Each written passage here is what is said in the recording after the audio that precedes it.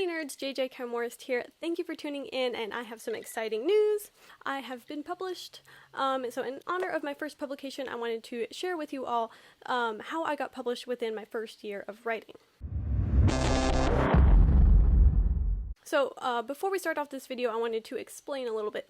So I started writing in January of 2020, and it is now March of 2021 when I'm holding this in my hands.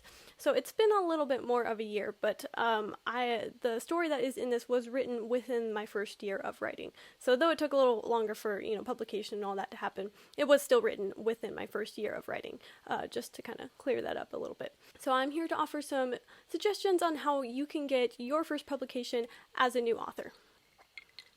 Step one is one of the biggest ways that I kind of found my way on this journey, and that is to try out as many different ways of writing as you can, as many different styles, and as many different genres.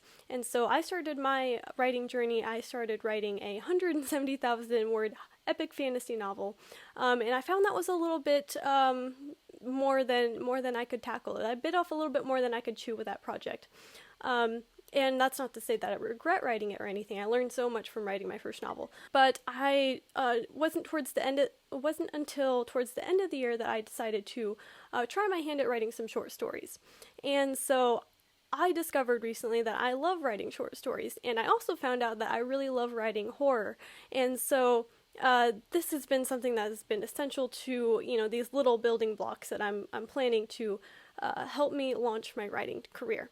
But more on that later. So first of all, my first suggestion is to just try out as many styles as you can, write in as many ways as you can, experiment, explore, and you might be surprised where you find you have a great deal of passion for, what you enjoy writing the most, and where you hit your stride.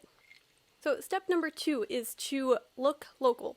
This is the biggest discovery that I made in getting published in my first anthology, is I entered a contest that was only open to locals. It was only open to Nashville residents, and they were looking for something very specific, namely stories about 2020.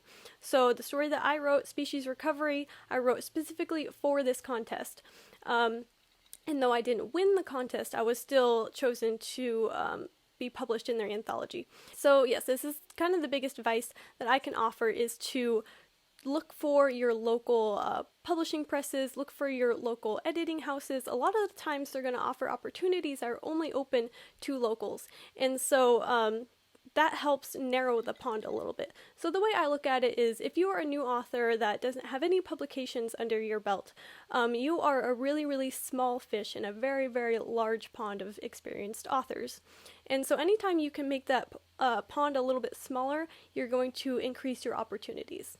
So discovering local submissions is a great way to kind of make that pond a little bit smaller, in my opinion. So that brings me to my next point. Point number 3 is look for smaller presses. So maybe you've already exercised all your local opportunities, or maybe there's not really anything in your area. But there are hundreds and hundreds of small magazines and small presses out there.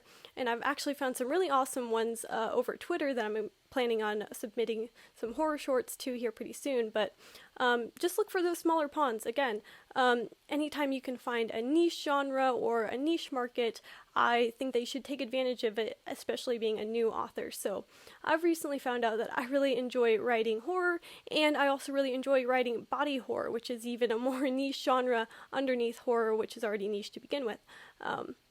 But yes, look for anything smaller that you can. There is tons of small presses out there. Just spending a little time researching can go a long way. So step number 4 is don't do it for the money, and don't do it for physical print. And so what I mean by this is, it can be really awesome to be able to hold your physical publication in your hands. It's really rewarding, but I don't think that's what you should be focusing on right now.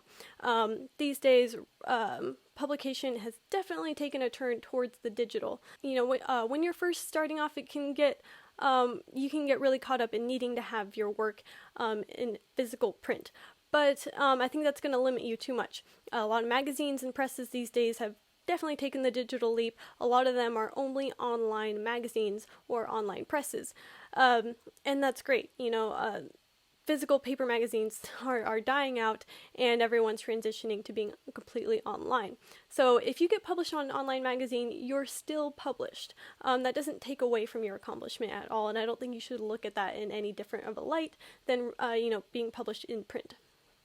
Also, don't do it for the money. When you're first starting off as a new author, don't expect to be, making very much money from publishing your work in short stories, especially if you're looking at small presses. I see as a new author getting published at all is just a way for you to build up your experience and to build up your resume. So, the money will be very little, but when it's actually time to get that novel I know you've been working on published, then you will have a list of publications to show as credibility.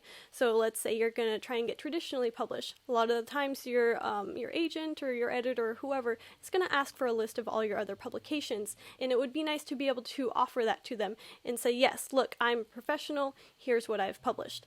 And also, even if you're going the self-published route and you're about to debut your first self-published novel, it can be good to establish credibility by having other publications under your name. And so if, let's say, a potential reader is looking at an author bio between one self-published author who has all these other publications and another self-published author who doesn't have any, whose book do you think they're going to pick? Not to say that that's how readers pick books or anything, but it will help, I think, especially because I think some readers might be a little bit hesitant to pick up a self-published book, but it can go a long way to establish your ethos if you have those publications already under your name. So, and point number 5 is, this is not to say that you should not keep plugging away at that novel that I know you want to publish.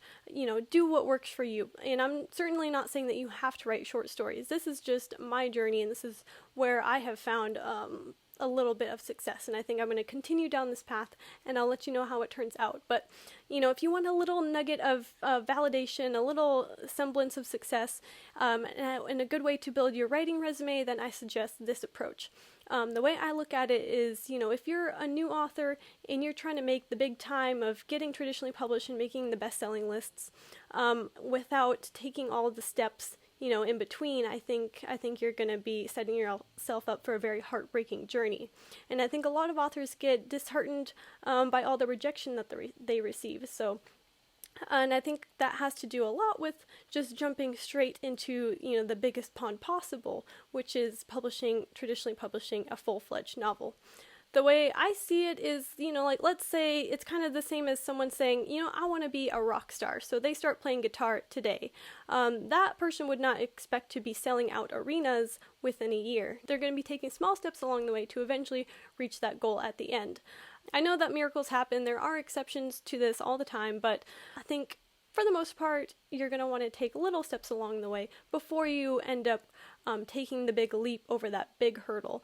So this is just my journey. This is not to say that you have to do this or you should do this in any way. I just wanted to share with you what my journey has been, and open it up to discussion. If y'all want to comment down below if you think writing short stories is a waste of time, if you just want to dedicate all your time to writing that one novel that you think you can really sell, that's great. I'm not saying that you should stray from the path or from whatever you're really excited to accomplish with your writing. But yeah, let me know in the comments what your career goals are with writing, what your plans are. Maybe you don't really care if you sell. Maybe you just want to write because you enjoy writing. That's wonderful too. I don't think there are enough of us out there who just want to write as a hobby. Yeah, so please let me know down in the comments what you think of this. If you are interested in reading my story, I will put a link in the description. My story is called Species Recovery. It's about halfway through the book, and it is a science fiction horror short story. Anyway, thanks for watching. If you want to support what I do on this channel, then hit subscribe and get notified when I put up other videos. If you want to get access to exclusive content and free upcoming books, then go down to the link in the description and sign up for my newsletter. Anyway, thanks for watching, nerds. Until next time.